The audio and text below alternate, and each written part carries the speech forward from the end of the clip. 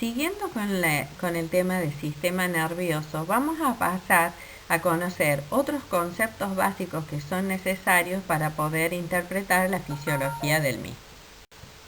Para seguir avanzando, necesitamos que ya estén claros algunos conceptos como cómo se conectan las neuronas entre sí, cómo se forman nuestras redes neuronales, qué tipos de sinapsis predominan en nuestro cuerpo, cómo o dónde encontramos neuronas en el sistema nervioso periférico. O sea, esto nos referimos a la última, cuerpos neuronales. Bien, ahora vamos a pasar a revisar esos conceptos para poder seguir avanzando. Bien, pasamos a contestar las primeras preguntas que nos estábamos haciendo. ¿Cómo se pueden conectar nuestras células nerviosas, o sea, las neuronas? Las neuronas en nuestro cuerpo, principalmente, mayoritariamente, se conectan por medio de sinapsis química, o sea que necesitan neurotransmisor. Ahora, ¿cómo se conectan entre sí? Por ejemplo, si vemos la número 1, las sinapsis pueden ser axosomáticas, es decir, el axón de una neurona con el soma de otra neurona. La segunda, sinapsis axoaxónica, sería el axón de una neurona con el axón de neuronas vecinas. El tercero, sinapsis axodendríticas, el axón de una neurona con las dendritas de neuronas vecinas. El cuarto, sinapsis axoespinosa, sería el axón de una neurona con espinas, que serían pequeñas proyecciones que tienen las dendritas. ¿Qué nos está indicando esto? Que hay numerosísimas posibilidades de sinapsis entre las neuronas. Por lo tanto, esto implica que las redes neuronales pueden tener conexiones muy amplias y muy variadas. Por otro lado, recordemos que no solo las sinapsis pueden ser entre las neuronas, sino también van a hacer sinapsis las estructuras nerviosas en las vías motoras con glándulas o con músculo liso, músculo estriado o músculo cardíaco, llevando las órdenes desde el sistema nervioso a las estructuras para que cumplan esa orden, o sea, a los efectores. Por lo tanto, ahora, si volvemos a un esquema que ya lo vimos en el primer video, nosotros tenemos que hay dos caminos que va a recorrer la información nerviosa. Un camino sensitivo, que va a ser desde un estímulo que es captado por un receptor y viaja por las fibras sensitivas hacia el sistema nervioso central, donde encontrará respuesta. La respuesta, ¿por qué camino irá?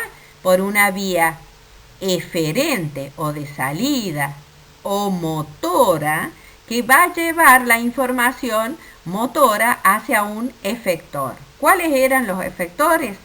Pueden ser o músculos o glándulas.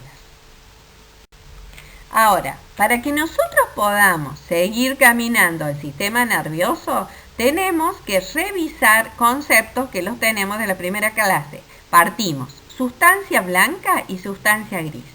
En el sistema nervioso central, nosotros vamos a encontrar que los cuerpos neuronales hasta el cono axónico se agrupan o se organizan formando lo que es la sustancia gris. En el caso del cerebro, como podemos ver un pequeño corte en la parte inferior derecha, está en el borde, o sea, la corteza externa, la sustancia gris, mientras que la sustancia blanca es interna. Vamos a ver que en un corte de médula transversal, la sustancia gris es en la mariposa central y la sustancia blanca es externa. ¿Cómo está formada la sustancia blanca? La sustancia blanca está formada por el conjunto de axones, mielinizados o no, que van a formar fascículos que viajan por el interior del sistema nervioso. Eso sería la sustancia blanca, que va a permitir que hagan conexiones o redes dentro del interior de ese órgano, o también hace que comunican distintos órganos del sistema nervioso entre sí. En la imagen que tenemos hacia la izquierda tenemos un corte donde se puede ver el cerebelo y el tallo del encéfalo.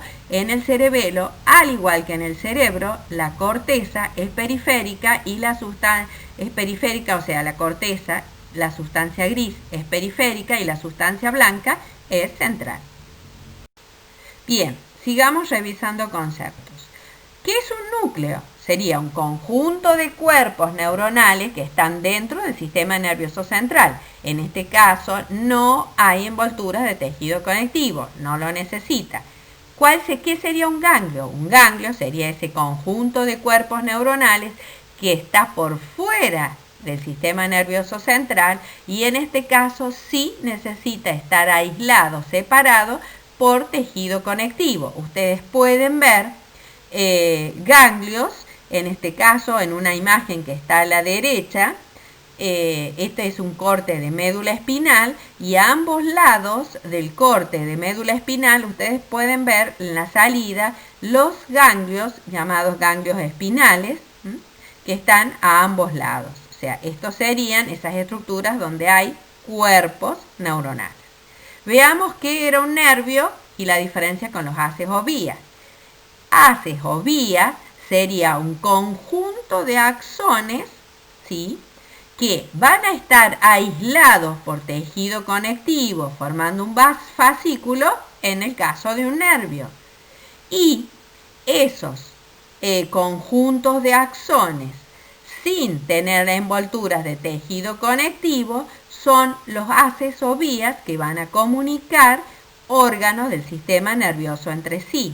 Ustedes tienen en la imagen hacia la izquierda, tienen un fascículo donde se ve claramente la envoltura de tejido conectivo que los rodea, incluso se puede ver en el centro un vaso sanguíneo, y a su vez tienen el corte de la parte inferior de la médula espinal. Esto es un corte, ¿verdad?, de una médula espinal de una persona, y ustedes pueden ver claramente cómo se ven la salida de los nervios raquídeos en la parte terminal de la médula. Ahí pueden ver, esto sería para tener alguna idea de las dimensiones de lo que serían los nervios raquídeos. Bien, nosotros acabamos de ver un corte de médula espinal y a ambos lados de la médula espinal podemos ver ganglios que están en el camino de la raíz sensitiva que va a formar parte del nervio raquídeo. Ahora, las ramas ventrales de casi todos los nervios raquídeos, excepto los que están formando parte de los nervios torácicos, se subdividen y forman redes nerviosas. Esas redes se las llama plexos. Entonces, cada nervio individualmente que surge de un plexo va a tener las fibras que van a inervar una determinada región. Nosotros podemos identificar 4 pares principales de plexos nerviosos, que son el cervical, el braquial, el lumbar y el sacro. Ahora, vamos a ver las cubiertas que tiene el sistema nervioso central, es decir, que tanto el encéfalo en su contorno totalmente y la médula espinal están revestidos por envolturas que se llaman meninges.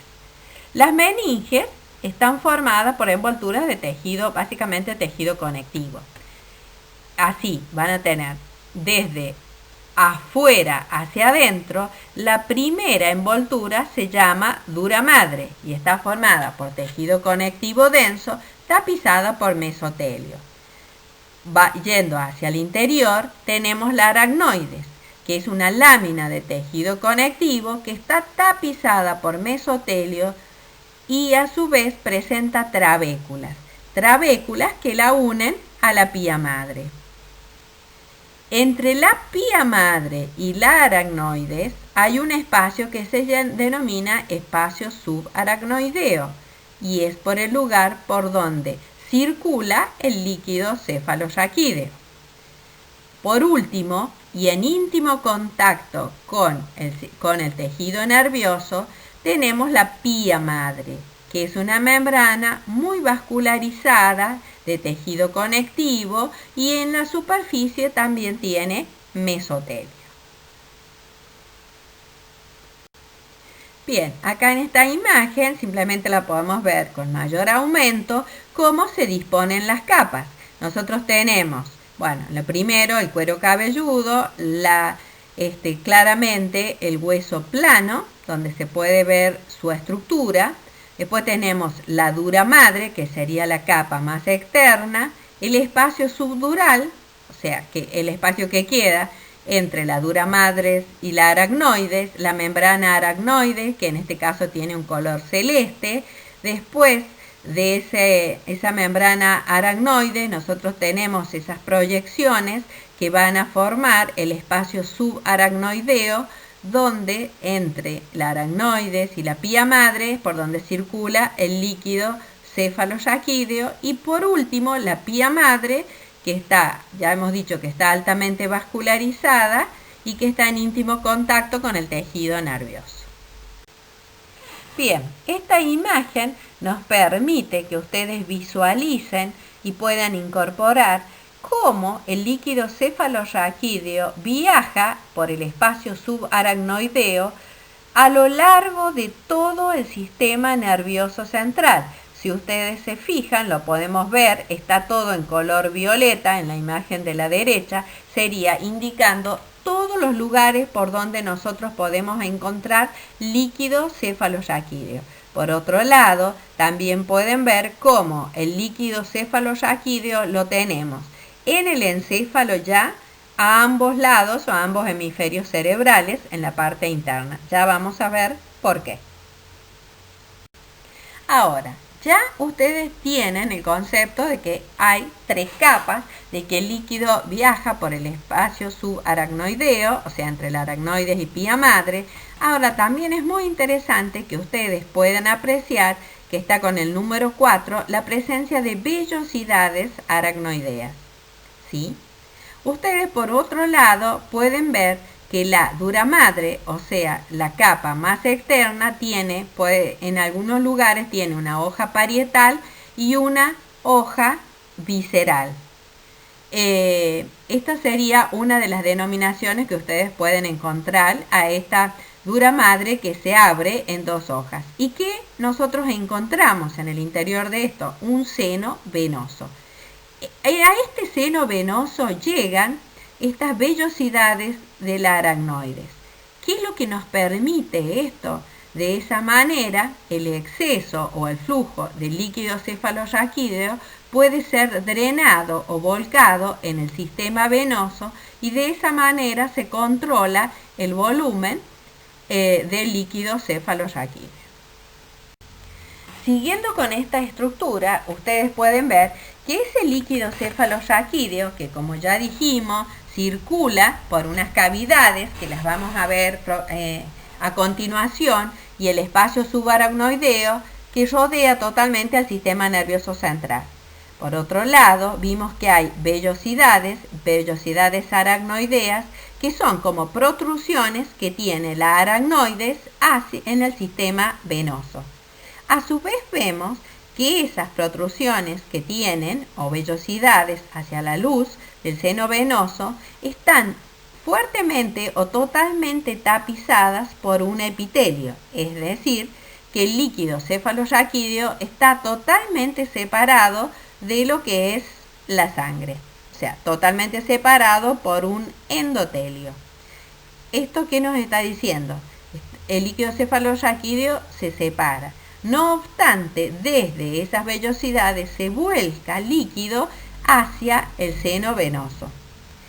Esto es importante, ya que si no tuvieran este tipo de proyecciones, que son las vellosidades, y que el líquido cefalorraquídeo pudiera volcarse de estas estructuras, produciría una acumulación de líquido cefalorraquídeo, y que lleva a lo que se conoce como hidrocefalia, que es la acumulación de líquido cefalorraquídeo en las cavidades. Bien, ahora vimos que el líquido cefalorraquídeo, ¿por dónde circula? Ahora sabemos que circula por el espacio subaracnoideo. Veamos qué pasa, porque también dijimos que estaba por el interior del sistema nervioso, en cavidades. Esas cavidades se llaman ventrículos. ¿Cuántos ventrículos tenemos? Tenemos 4 ventrículos. El primer y segundo ventrículo, que están en ambos hemisferios cerebrales. El tercer ventrículo está en el diencéfalo. Y el cuarto ventrículo está entre bulbo y protuberancia por un lado y cerebelo. Pasamos a ver ahora las imágenes. Entonces, nosotros tenemos 2 ventrículos laterales que serían el primero y el segundo, que se comunican por el agujero de Monro con el tercer ventrículo o ventrículo medio. Ese tercer ventrículo, por el acueducto de Silvio, se comunica con el cuarto ventrículo. Ese cuarto ventrículo se continúa en la médula espinal por el conducto del epéndimo. A su vez, ustedes pueden ver en la imagen de la derecha un perfil o una imagen lateral donde pueden ver el tallo del encéfalo. Esto, en el tallo del encéfalo, entre bulbo y protuberancia y cerebelo, es donde se ubica el cuarto ventrículo. Y claramente ven que se continúa con el conducto del epéndimo. Bien, si bien es algo difícil de visualizar las cavidades ventriculares, con estas imágenes laterales o perfiles que tenemos en estas fotos, ustedes pueden más claramente darse cuenta que estamos hablando, cuando hablamos de primero y segundo ventrículo, son los ventrículos que están en los hemisferios cerebrales, uno a la misma altura que el otro. El tercer ventrículo estaría inmediatamente por debajo. Imagínense, por debajo del cerebro, estamos a la altura del diencéfalo, el tercer ventrículo. Y el cuarto ventrículo a la altura de cerebelo y por delante el tallo del encéfalo, bulbo y protuberancia. ¿Por qué nos interesan los ventrículos? Nos interesan los ventrículos porque es allí donde se va a producir el líquido cefalorraquídeo, que después circula por los ventrículos y el espacio subaracnoideo. Entonces, el líquido cefalorraquídeo se produce en los ventrículos. Esos ventrículos, que ya sabemos que son cavidades, están tapizados por como ramilletes de capilares que se llaman plexos coroideos. Esos plexos coroideos tienen un tapiz de células ependimarias. Esas células ependimarias, como vimos en la clase anterior, que son células que tienen microvellosidades y cilios, son células especiales que sirven, sus cilios y sus microvellosidades ayudan a la movilización del líquido cefalorraquídeo. Ustedes pueden ver en diferentes imágenes que tenemos acá, como en el lado derecho, pueden ver cómo se ve, cómo sería un diseño donde ven un capilar sanguíneo tapizado por las células ependimarias. En la imagen inferior pueden ver cómo se ven histológicamente los vasos sanguíneos rodeados y tapizadas por las células ependimarias. Y en las imágenes que tienen hacia el lado izquierdo, aunque de colores muy claros, pueden ver el endotelio y las células ependimarias, o sea, ese endotelio que forman los plexos coroideos. Vamos a pasar a ver cómo sería la formación del líquido cefalorraquídeo. Ahora, ¿cómo se realiza la producción del líquido cefalorraquídeo? El líquido cefalorraquídeo, parte de los componentes provienen de la sangre y parte de los componentes son producidos por las células ependimarias. Es decir, que las células ependimarias permiten o dejan pasar selectivamente los componentes de la sangre que necesitan. Y, a su vez, las células ependimarias producen los otros componentes. Se puede decir que el líquido cefalorraquídeo es un producto de exudación, de que deja pasar desde la sangre, y transudación, ¿sí? Es un producto de exudación y transudación. Ahora, ustedes pueden observar, si algo aprendieron de histología, cómo claramente las células ependimarias no solo tienen microvellosidades y cilios que permiten batir o mover el líquido cefalorraquídeo, sino también tienen especializaciones como las uniones estrechas que unen fuertemente las células entre sí, y eso permite que la selección de lo que llega al líquido cefalorraquídeo sea altamente especializado, solo lo que necesita. Entonces, para concluir el tema del líquido cefalorraquídeo y las cavidades ventriculares, nosotros tenemos que la producción del líquido cefalorraquídeo se lleva a cabo en las cavidades ventriculares. ¿Cuántos ventrículos tenemos? 4 ventrículos, primero y segundo, o ventrículos laterales, tercer ventrículo, el que está en el diencéfalo, y cuarto ventrículo, el que está a la altura del tallo del encéfalo y cerebelo. Después continúa la circulación del líquido por el conducto del epéndimo y por el espacio subaracnoideo que rodea el encéfalo en su totalidad. Así, nosotros sabemos que el líquido cefalorraquídeo está, en el caso de la médula, circulando por el conducto del epéndimo y también por el espacio subaracnoideo. Bien, ahora vamos a pasar a ver los componentes del sistema nervioso central. Comenzamos por médula. Vamos a comenzar desde médula hacia arriba.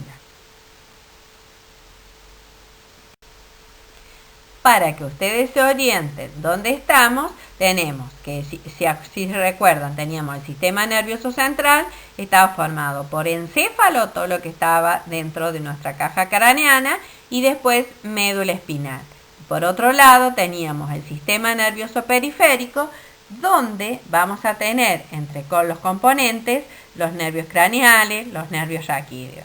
Fíjense la conexión entre médula espinal y nervios raquídeos. ¿Desde dónde emergen los nervios raquídeos? De la médula espinal. Es decir, que una vez vista médula, pasamos a analizar los nervios raquídeos. Ahora, la médula espinal. La médula espinal se encuentra dentro del conducto vertebral. Nosotros vimos su ubicación cuando vimos las vértebras.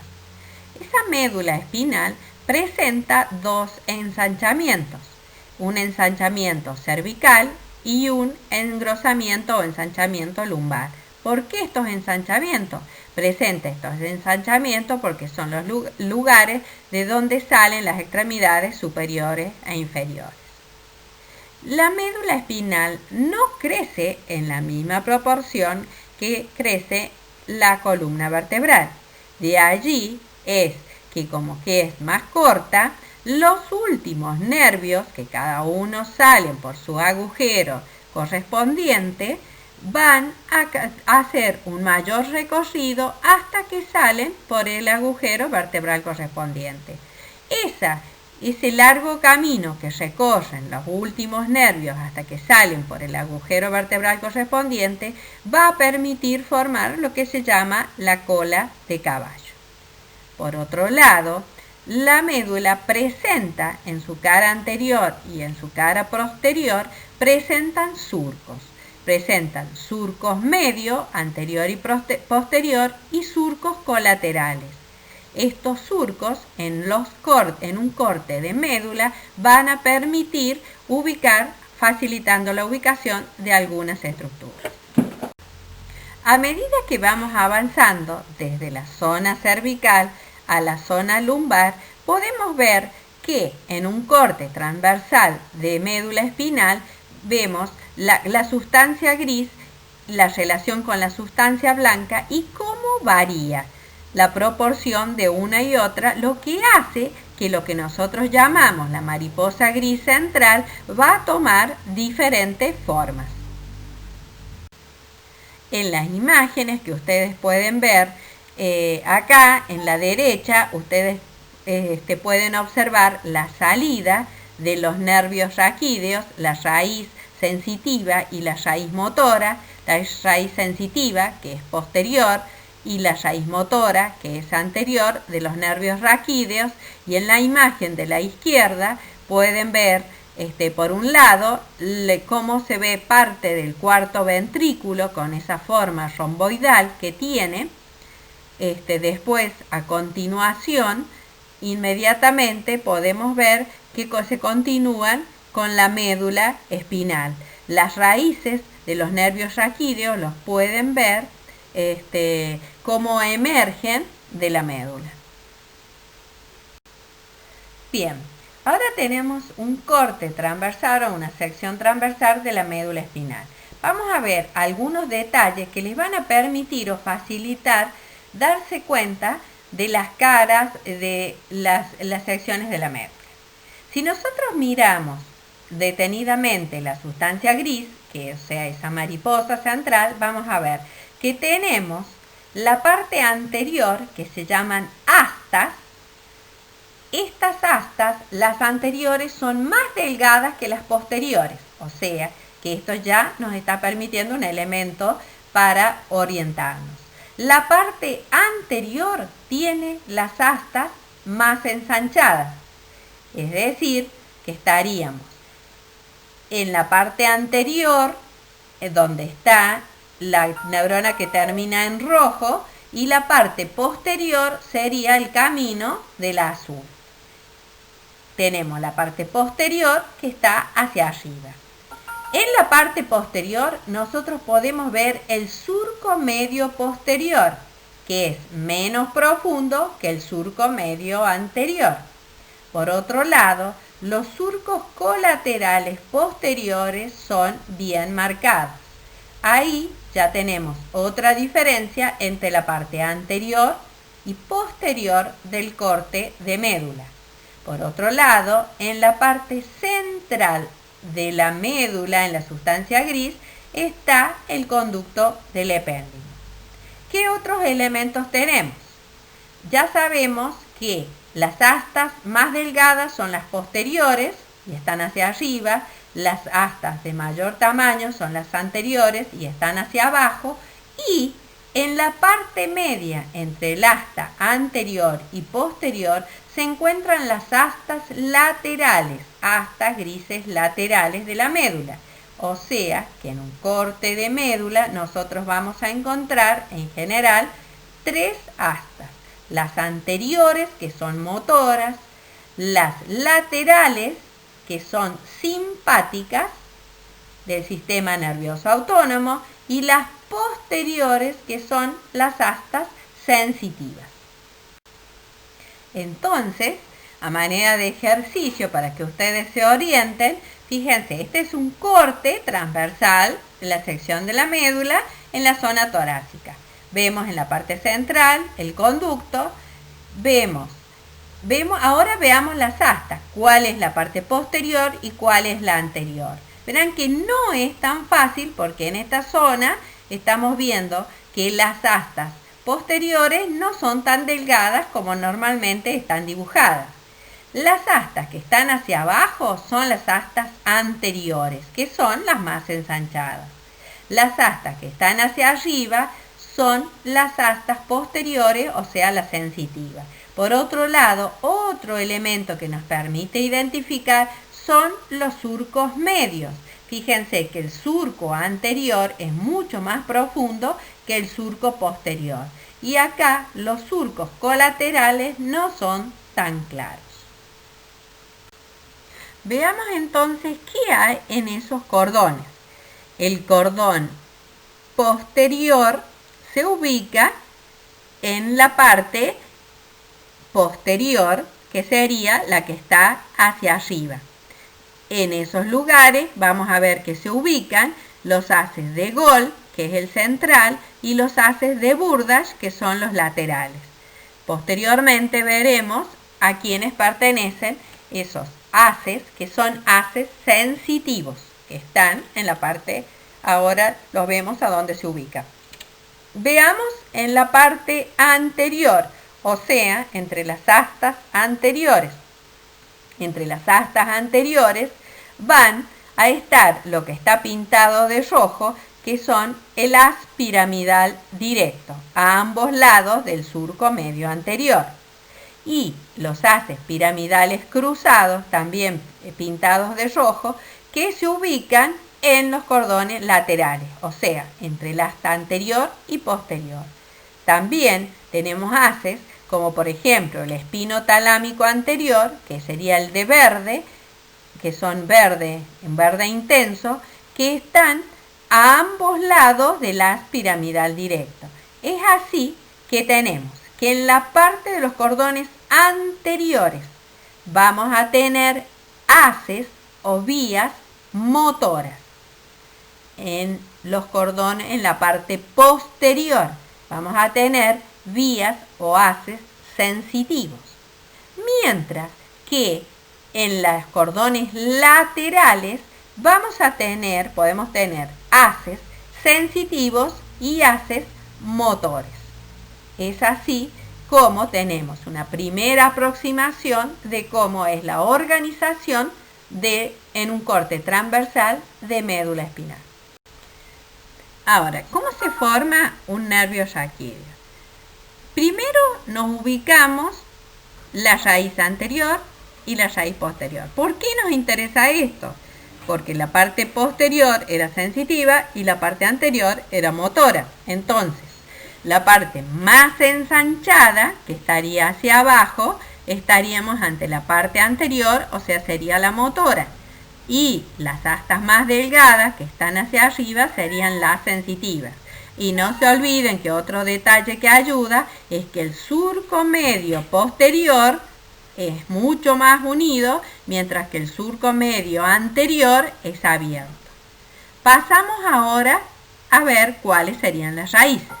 Si nosotros tomamos la línea continua que avanza hasta el ganglio sensitivo, ahí estaría el cuerpo neuronal. Esa fibra sensitiva sigue hasta el asta posterior por donde entra. Ahí estaríamos ante la raíz sensitiva del nervio raquídeo. Veamos ahora la raíz motora, que como es de esperar, los cuerpos neuronales están en las astas anteriores de la médula, en las astas anteriores grises de la médula. Esta línea continua va a dirigirse directamente a acompañar a la raíz sensitiva. Y nos queda una sola raíz, la raíz simpática. La raíz simpática que nace del asta lateral de la médula. Esta línea punteada llega hasta un ganglio simpático que está en ambos lados de la columna vertebral. Ustedes podrán ver en el ganglio simpático donde hay, como si fuera una llavecita y un circulito. Esta es la forma de indicar que hay una sinapsis. Posteriormente, después de esa sinapsis, la raíz continúa y va a formar parte del nervio raquídeo. Así tenemos que los nervios raquídeos son mixtos y tienen tres raíces: una raíz sensitiva, una raíz motora y una raíz simpática. Entonces, los nervios raquídeos tienen tres raíces. Esas tres raíces van a ser sensitiva, motora y mixta. Por lo tanto, los nervios raquídeos son nervios mixtos. Tenemos que los nervios raquídeos, son 31 pares, porque salen a ambos lados de la columna vertebral. O sea, salen de ambos lados de la médula espinal, por lo tanto. Son 8 pares de nervios cervicales, 12 pares de nervios dorsales o torácicos, 5 pares de nervios lumbares, 5 pares de nervios sacro y un par cocígeo. Ahora, ¿cuál es la función de la médula espinal? La médula espinal es un órgano que sirve para conducir a la información tanto en sentido ascendente, o sea sensitivo, como en sentido descendente, o para integrar ambos lados del cuerpo, y también es capaz de elaborar respuesta por sí mismo por medio del arco reflejo. Entonces, la capacidad de la médula capacidad para responder por sí mismo está mediada por medio del arco reflejo. Pasemos a ver cuáles serían las partes de estas estructuras. Ante un estímulo, como podemos ver en la imagen hacia la derecha, un estímulo es captado por un receptor. Ese receptor va a actuar de transductor y va a viajar transductor que le va a entregar esa otra forma de energía a la fibra sensitiva que va a viajar por la fibra sensitiva del nervio raquídeo hacia la médula espinal.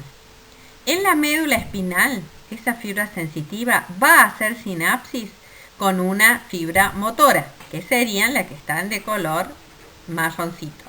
Esa fibra motora, que sale desde el asta anterior, va a viajar otra vez por el nervio raquídeo y va a transferirle esa información al efector, que va a ser el que va a tener su respuesta. Entonces, el estímulo, como podemos ver que sería un golpe, es captado por un receptor. El receptor actúa como transductor, transforma una forma de energía en otra, que viaja por la fibra sensitiva. Esa fibra sensitiva hace sinapsis con una fibra motora. Esa fibra motora después le transfiere por medio de una sinapsis esa información al efector, que es quien va a realizar la respuesta. Eso sería un arco reflejo directo. Ahora veamos cómo sería un arco reflejo indirecto. Nosotros tenemos un receptor a nivel de piel que capta la información. Esto es un clavo, puede ser una chinche que pincha a través de la piel, es captada esa información. Entonces los receptores del dolor captarían la información, son transductores, transforman una forma de energía en otra, que por la fibra sensitiva, que sería la azul, viajan, pasan por el ganglio espinal hacia la médula espinal y entran por el asta posterior. En la base del asta posterior hacen sinapsis con una neurona de asociación. Esa neurona de asociación llega hasta el asta motora. En el asta motora hace sinapsis con una neurona motora. Esa neurona motora, con esa raíz que en este caso se ven rojas, va hacia el efector, donde el efector va a ser el músculo, en este caso un músculo estriado. Entonces, ¿cuál es la diferencia? Entre la raíz sensitiva y la raíz motora hay neuronas de asociación. ¿Qué hacen las neuronas de asociación? Van a integrar la información, van a organizar la información a nivel del segmento medio de la médula. Esa sería la función de una neurona de asociación. O sea que serían las diferencias entre un arco reflejo directo e indirecto. Entonces, a través de las estructuras del arco reflejo, la médula es capaz de responder con los reflejos. ¿Qué es un reflejo? Es una respuesta espontánea y rápida que el organismo hace hacia un estímulo específico. ¿Quiénes pueden responder? Músculos o glándulas en forma no consciente. Podemos definirlo también como que los reflejos son movimientos involuntarios estereotipados con respecto en respuesta a un estímulo. Vamos a pasar ahora a describir, a analizar brevemente lo que es el tronco del encéfalo. ¿Cuáles serían los componentes? Bulbo, protuberancia y mesencéfalo. Si hacemos un corte con un plano sagital, como se puede ver en la imagen superior, vamos a poder ver, o sea, sacamos un hemisferio cerebral, lo que nos va a facilitar ver con más precisión lo que es el tallo del encéfalo. Si vamos desde abajo hacia arriba, podemos ver claramente la ubicación de bulbo, protuberancia y mesencéfalo. Se puede ver claramente cómo a la altura de bulbo y protuberancia, que están por la parte anterior, en la parte posterior, a la misma altura, tenemos el cerebelo. En las siguientes imágenes podemos ver una imagen de la cara anterior o ventral y de la cara dorsal o posterior de bulbo y protuberancia. El bulbo es una pequeña estructura de aproximadamente unos 3 centímetros. Podemos ver que la protuberancia, de allí su nombre, presenta sobre todo las fibras en sentido transversal, a diferencia del bulbo, o sea que tienen un aspecto característico. Y la cara posterior de ambas estructuras, tanto bulbo como protuberancia, van a formar en la parte posterior esa estructura de forma de un rombo que sería el cuarto ventrículo. se abre el conducto del epéndimo en la parte inferior del bulbo y se va abriendo, lo que le da lugar a la parte, al triángulo inferior del ventrículo. Y posteriormente la parte de la protuberancia le da lugar a la parte superior de esa estructura. Pasemos a ver ahora la cara anterior.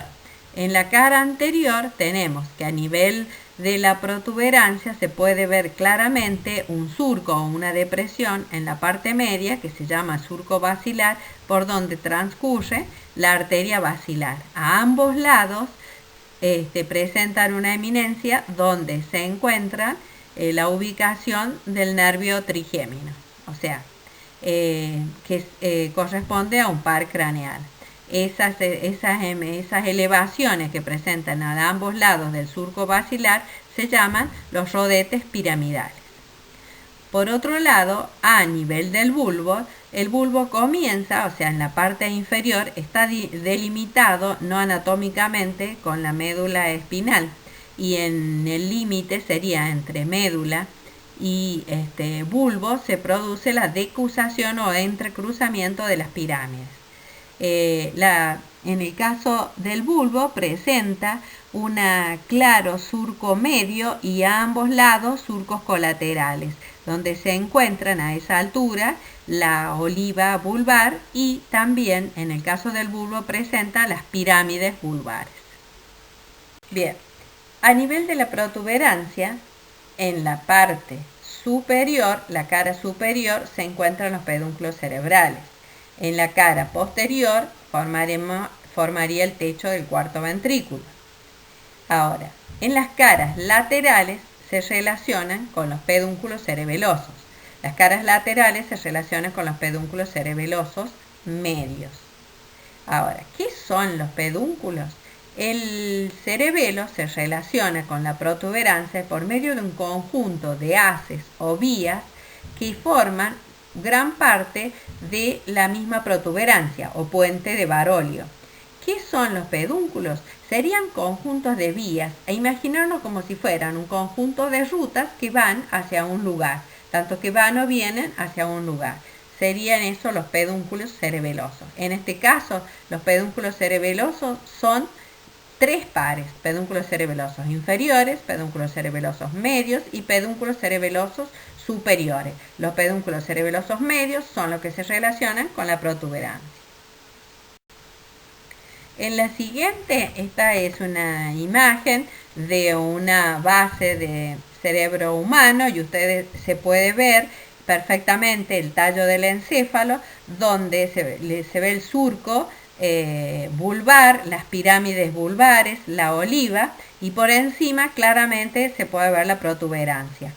Ahora, entre el límite entre bulbo y protuberancia se ven claramente cómo salen los raíces de los nervios craneales, tanto en los costados, a ambos costados de la oliva vulvar, y también en el límite entre bulbo y protuberancia se ven la salida de raíces de los nervios craneales, al igual que se ve a ambos costados del rodete piramidal de la protuberancia el nervio trigémino. En la zona vulvar también es interesante reconocer que hay centros especializados, como es el Centro de Control Cardiovascular, la área de ritmicidad vulvar, o sea, el centro respiratorio. Por lo tanto, el centro cardiovascular que controla nuestra presión arterial y el centro que controla el proceso de inspiración-expiración están muy cercanos a nivel del bulbo. Por otro lado, también a nivel de la protuberancia hay núcleos. Hay núcleos protuberanciales que van a relevar señales de movimientos voluntarios que provienen de la corteza cerebral, y por otro lado hay un centro que regula los procesos que se dan a nivel vulvar del proceso de respiración, o sea que controlan a ese centro respiratorio que está a nivel vulvar. Ahora les voy a presentar esta clasificación que les puede ser muy de interés en la bibliografía, o por si llevan a libros de anatomía que la suelen usar, o en algún libro de fisiología, que se van a dar cuenta que estos nombres, que hasta ahora no los hemos usado, que provienen por el origen embriológico, como decir telencéfalo, que se refiere a toda la corteza cerebral, es decir, diencéfalo, se refieren a núcleos que hasta ahora no los hemos nombrado, la zona del diencéfalo. ¿Por qué se usa este nombre y no decimos órgano tal? Por factibilidad se usa diencéfalo porque como no es una sola estructura, sino que son numerosos núcleos que están ubicados en esa región, como para nombrar el conjunto se utiliza el nombre de diencéfalo. Eso mismo ocurre con el mesencéfalo. El mesencéfalo no es un órgano con límites anatómicos definidos, sino que son unas pocas estructuras que van a tener, que se ubican en ese lugar, y que el conjunto se lo denomina mesencéfalo. Bueno, si vamos hacia abajo tenemos el metencéfalo, el mielencéfalo, metencéfalo que corresponde a cerebelo y protuberancia, mientras que mielencéfalo estaría relacionado o sería lo que nosotros llamamos bulbo raquídeo. Por lo tanto, es necesario que ustedes vean o entiendan el origen, que en este caso estos nombres se deben por la embriología. Pasamos ahora a estudiar el mesencéfalo o istmo del encéfalo, que como ya dijimos es una estructura que se encuentra por arriba de la protuberancia. No es un órgano con límites definidos, sino que es un conjunto de estructuras que por el nombre que proviene de la embriología, a este conjunto de estructuras se denomina mesencéfalo. El mesencéfalo está formado por los pedúnculos cerebrales, el tectum o lámina cuadrigémina y el acueducto de Silvio que conectaba el tercero con el cuarto ventrículo. Bien, lo que podemos ver en la imagen de la izquierda, tenemos las estructuras del tallo del encéfalo desde el bulbo en la parte inferior hacia el mesencéfalo, y por encima de él se encuentran esas estructuras ovoides de color azulado importante que serían los tálamos ópticos, entre los cuales se encuentra el tercer ventrículo. Si ustedes se fijan, debajo de los tálamos, esas grandes estructuras, tenemos en la parte posterior 4 estructuras ovoides y esos están indicados como colículos o tubérculos cuadrigéminos. Estos 4 estructuras que tienen la forma de tubérculos constituyen los 4 juntos la lámina cuadrigémina o tectum. O sea que cuando nos referimos a las 4 estructuras juntas, hablamos de tectum o lámina cuadrigémina. Cuando hablamos de 2 de ellos, decimos que hablamos de pedúnculos, hablamos de tubérculos cuadrigéminos. Esto es importante porque al hacer los cortes sagitales o transversales se puede cortar a la altura de los tubérculos cuadrigéminos superiores o inferiores. Solo en una imagen de este tipo, con una imagen lateral, se va a poder ver en la parte posterior la presencia de los 4 tubérculos cuadrigéminos. Mesencéfalo. Nosotros tenemos una imagen didáctica y una foto de un corte transversal de mesencéfalo. En el mesencéfalo nosotros tenemos que podemos ver la calota, que corresponde a gran parte del mesencéfalo, limitada por el locus niger o sustancia nigra del pie. En el pie de la calota por donde transcurre la vía piramidal. Por otro lado, también tenemos núcleos importantes en la calota, como son el núcleo rojo, la cinta de Rey.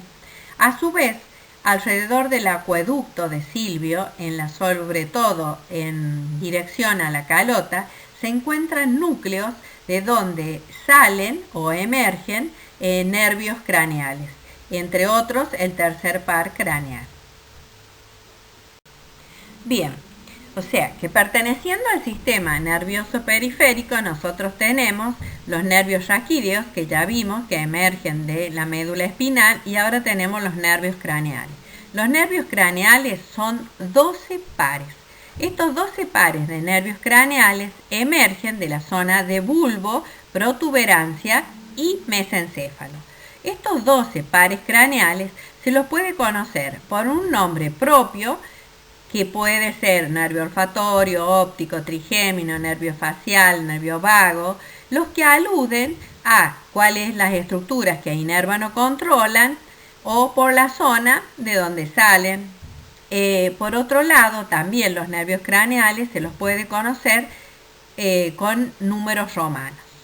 Los nervios craneales pueden ser, algunos son sensitivos, otros son motores y otros nervios craneales son mixtos. En el caso de los nervios craneales, hablamos de que tienen un origen real y un origen aparente. El origen real sería el lugar a donde llega la información si se trata de un núcleo sensitivo o desde donde sale la información si se trata de un núcleo motor. Ese sería el origen real. Como ustedes pueden ver en la foto que a continuación están marcados con rojo los lugares o los núcleos en el interior, por ejemplo en este caso del mesencéfalo, que son los núcleos de origen de determinados nervios craneales. Por otro lado, desde donde uno los ve emerger o salir desde el tallo del encéfalo sería el origen aparente del nervio craneal. Hasta ahora ya hemos visto las características generales de médula y de tallo del encéfalo, vimos nervios craneales, nervios raquídeos. Hemos visto, cuando hablamos de arcos reflejos, hablamos de receptores, estos receptores sensoriales y la capacidad o que reciben estímulos. Vamos a pasar a ver las características, algunas de las características generales de los mismos. Entonces, gracias a los impulsos nerviosos nosotros se pueden comunicar o integrar todo el sistema nervioso. Esos impulsos nerviosos se generan por la distribución de diferencia de iones. ¿Qué iones participan principalmente? El ion sodio, cloro, potasio, que están en diferente concentración entre el citoplasma y el medio extracelular. Entonces, cuando un estímulo llega a una neurona, se va a producir un flujo de iones a través de esa membrana plasmática que cambia de permeabilidad. Eso genera una corriente eléctrica que se va a desplazar y eso va a permitir que se propague ese impulso nervioso. Entonces, el potencial de acción que viaja a lo largo de la membrana constituye el impulso nervioso. ¿Cuál es la función principal de las neuronas? La generación y propagación de impulsos nerviosos. ¿Qué son? Se producen por cambios electroquímicos producidos en sus membranas.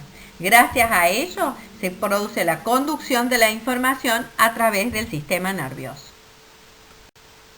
Ahora, ¿qué son los receptores sensoriales? Nosotros hablamos de receptores, pero nos referimos a esas proteínas que están a nivel de la membrana postsináptica que se unen a el neurotransmisor. En este caso es otra cosa que nada tiene que ver porque esto se refiere, los receptores sensoriales pueden ser estructuras muy simples y otras muy complejas como son los órganos de los sentidos. Entonces, un receptor sensorial puede ser incluso parte de una neurona, como pasa en el sentido del olfato. Pueden ser células muy altamente especializadas que pueden, de esta manera, ¿qué van a hacer? Se van a actuar como transductores, es decir, que van a transformar una forma de energía en otra que pueda viajar a través de la fibra nerviosa. O sea, que tienen un potencial de receptor que cuando el estímulo que se le provee o el estímulo alcanza un umbral, va a ser captado, se va a producir un potencial del receptor y esto va a generar un estímulo eléctrico, un estímulo nervioso que va a viajar. Hay que tener en cuenta que otra característica de los receptores sensoriales es su capacidad de adaptación. Esto es muy importante, sobre todo a nivel fisiológico.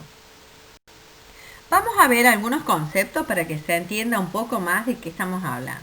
Entonces, los receptores sensoriales son estructuras que van a detectar condiciones físicas o químicas del ambiente y las van a transmitir. Van a transmitir esa información a través del sistema nervioso. Pueden ser esos receptores terminaciones nerviosas o pueden ser especializados, estructuras especializadas como por ejemplo algunas muy complejas como son los órganos de los sentidos. ¿Qué características físico-químicas tienen los receptores?